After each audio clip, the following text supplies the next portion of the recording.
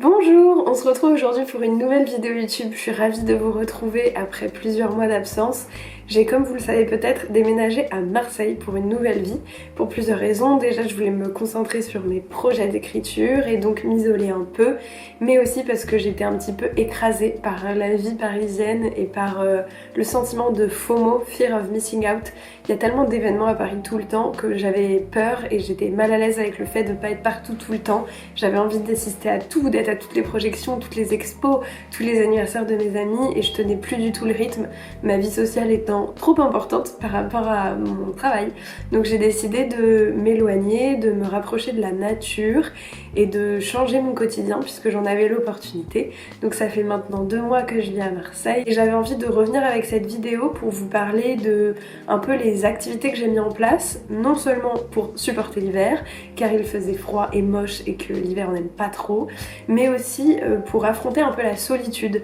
La solitude, c'est un sentiment avec lequel j'ai pas de problème personnellement parce que j'ai travaillé dessus, parce que j'ai grandi et parce qu'aujourd'hui j'adore ça, je pourrais pas me passer de mes moments seuls, mais je sais que pour beaucoup c'est difficile et que quand on a de la liberté devant soi, pas de rendez-vous, pas d'amis à voir, etc., parfois on peut se retrouver un peu démuni et ne pas savoir quoi faire et s'ennuyer.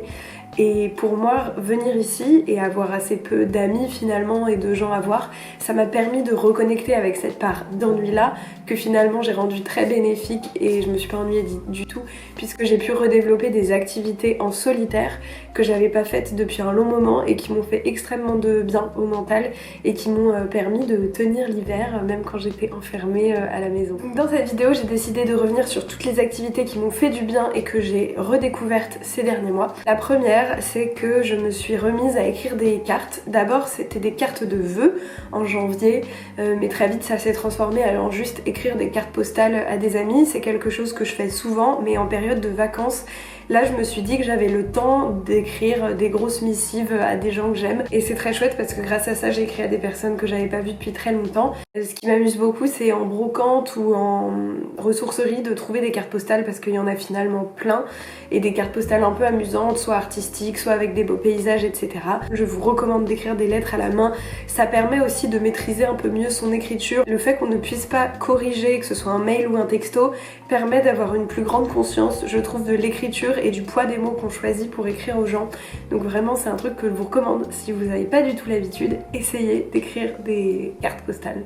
Comme j'ai déménagé ici, je pouvais pas prendre toute ma bibliothèque et je trouve que vraiment les bouquins c'est le pire truc à déménager, d'autant plus que j'enchaîne un peu les sous-locations, donc pour le moment je suis pas dans un vrai chez moi, mais j'ai tendance à beaucoup bouger, donc j'ai une petite valise, j'ai pas pu prendre de bouquins, mais il y a une application super qui me permet de continuer à lire beaucoup de choses et à écouter des choses notamment.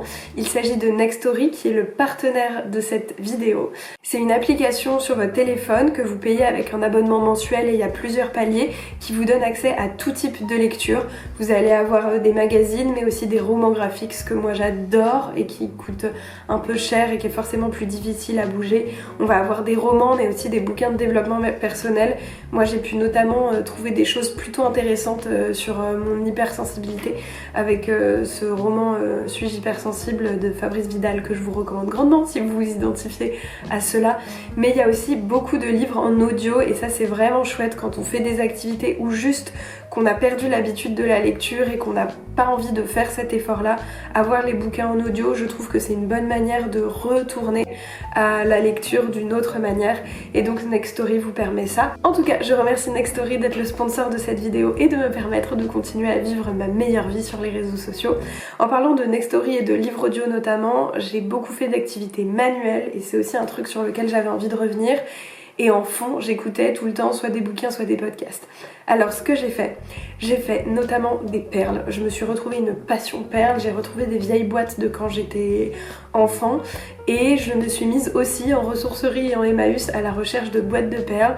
Donc j'ai rangé toutes mes perles, j'en ai fait des boîtes magnifiques et très bien rangées et avec ça je fais des colliers notamment, des bracelets de téléphone, ça m'amuse beaucoup, ça me détend parce qu'il faut avoir une forme de concentration et c'est vrai que moi ça me fait du bien quand je réfléchis trop et j'intellectualise trop et que j'angoisse beaucoup par rapport à mon travail. Les perles, ça me permet de déconnecter totalement et avec un podcast en fond c'est toujours hyper agréable, donc vraiment les perles, j'adore. Dans le même genre, on a une autre activité manuelle à laquelle je me suis essayée, qui est pas très compliquée mais qui est hyper agréable. Il s'agit de l'argile auto-durcissante. Donc c'est cool parce qu'on voit quand même une grosse mode de la céramique, etc. Moi c'est quelque chose que je faisais beaucoup quand j'étais petite, mais c'est vrai que c'est un investissement parce que ça coûte cher, parce qu'il faut aller en cours, parce que la terre ça coûte cher, parce qu'il faut les passer en four, enfin bref, c'est des gros process hyper intéressant et hyper chouette, mais tout le monde n'y a pas forcément accès. Donc il y a une alternative qui s'appelle donc l'argile autodurcissante qui sèche en 24 à 48 heures à l'air libre. Ensuite vous pouvez peindre vos créations avec de la peinture acrylique et ensuite leur ajouter un vernis pour les protéger, même si ça supporte pas trop l'eau.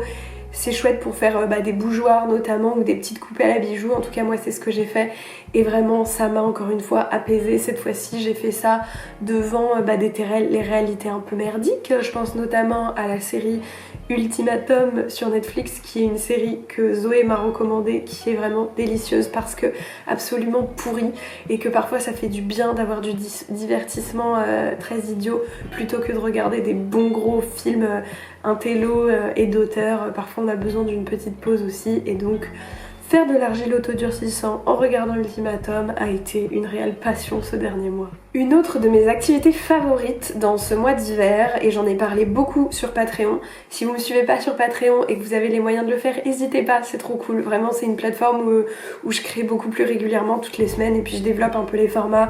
Donc il y a des podcasts audio, il y a des pages de journaux, il y a des vidéos, les expériences vlogs sont là-bas. Bref, si vous avez envie d'y jeter un œil, vous pouvez prendre juste un abonnement pour un mois et ça soutiendra ma création sur les réseaux.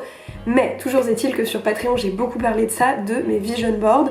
J'ai notamment fait un retour sur mon vision board de l'année dernière et j'ai fait le nouveau vision board de cette année. Je me suis éclatée à découper des petits magazines, à coller des mots, à coller des petites gommettes. Vraiment ça m'a procuré un plaisir fou de poser mes intentions pour cette année et je me suis rendu compte que j'avais envie de garder cette espèce de pratique plus régulièrement. Alors pas forcément avec les mains c'était un peu pour le vision board de l'année, mais aussi avec du montage finalement sur des plateformes, enfin sur mon iPad avec l'application Canva. Je fais des pages tous les mois que je partage sur Patreon avec ce que j'ai aimé, mes moments préférés, les découvertes culturelles, etc. Vraiment, je prends trop de plaisir à ça parce que c'est une petite création, un petit collage, même si c'est en ligne, et ça me fait hyper plaisir. Donc voilà, le vision board, ou en tout cas les collages un peu de visualisation de ce qui s'est passé le mois dernier, ce qui va se passer le mois à venir, de poser un peu les objectifs et de prendre ce temps de poser tout ça.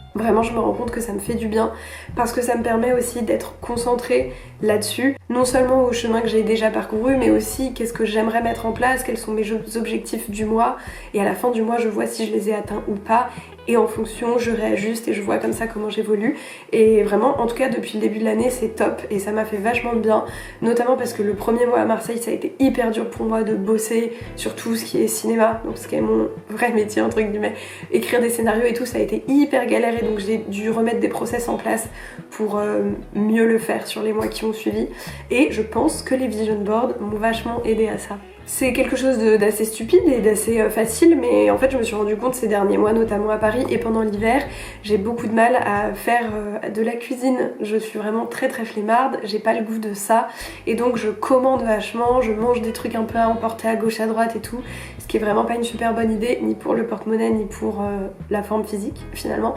Sauf qu'à Marseille, t'as quand même les parts de pizza à 3 € partout et donc t'as envie de manger ça tout le temps, mais c'est vraiment une mauvaise idée. Donc je me suis remise à faire de la cuisine. J'essaye de me reconsacrer à ça, de faire des plages horaires un peu consacrées à ça, toujours avec des podcasts en fond pour pas avoir l'impression de trop perdre mon temps. Vraiment, ça c'est compliqué aussi, cette idée qu'on a de la productivité à tout prix, c'est assez difficile et j'essaye de m'en défaire. Donc même si j'écoute beaucoup de podcasts, il y a aussi des moments où j'essaye juste d'être dans le silence ou dans la musique, mais toujours est-il que je me suis reconsacrée à faire à manger et faire bien à manger et franchement c'est chouette aussi parce que je trouve que le plaisir de manger une fois qu'on a galéré à se faire à manger est hyper agréable et franchement il y a tellement de choses à faire aujourd'hui, notamment sur les réseaux sociaux. Il y a plein de petites recettes hyper faciles pour les étudiants ou pour les petits budgets végétariens ou véganes et c'est trop bien et donc je prends vraiment du plaisir à faire ça, ce qui n'est pas toujours le cas mais ça m'a fait du bien et c'était hyper réconfortant sur cette période un peu de beaucoup de temps seul et beaucoup de temps à moi, de prendre soin de moi comme ça et notamment par la nourriture, ça m'a fait du bien. Quand je cuisine, j'adore écouter des livres audio que j'ai notamment trouvés sur Nextory. Je vous ai mis de côté ce que moi j'avais aimé comme référence. Il y a notamment tous les écrits de Mona Chollet, qui est une autrice que j'adore, et mon préféré, Chez Soi, que je vous recommande grandement. Il y a aussi Le Cher Connard de Virginie Despentes que j'ai pas commencé, ou encore le livre de Morgane Hortin que j'aimerais bien écouter aussi. Voilà, c'était à peu près toutes les activités que j'ai mises en place à l'intérieur de mon foyer pour me sentir bien. Alors il y a évidemment aussi tous les petits trucs dont je vous ai pas parlé, mais de mettre des petites choses dans l'appartement pour qu'il soit mien alors que c'est pas tout à fait chez moi et que je suis en train de me réinstaller. Il y a passer des coups de fil à ses amis quand il nous manque trop. Il y a évidemment écrire dans son journal intime si vous en avez un, ou écrire les 3 pages du matin si c'est quelque chose que vous faites, pour noter aussi tout ce qui se passe dans votre vie. Et puis il y a évidemment le cinéma, j'ai passé énormément de temps au cinéma et ça c'était vraiment cool aussi. Donc voilà, mais j'avais envie de vous partager un peu ce qui moi m'avait fait du bien ces derniers mois, parce qu'on va pas se mentir, ça a pas été très facile cet hiver, et même si je suis trop heureuse de ce changement de vie là, le rapport à la solitude est différent, parce que parfois je suis obligée d'être seule, j'ai pas de solution, et toutes ces activités m'ont fait vachement de bien dans ces moments là.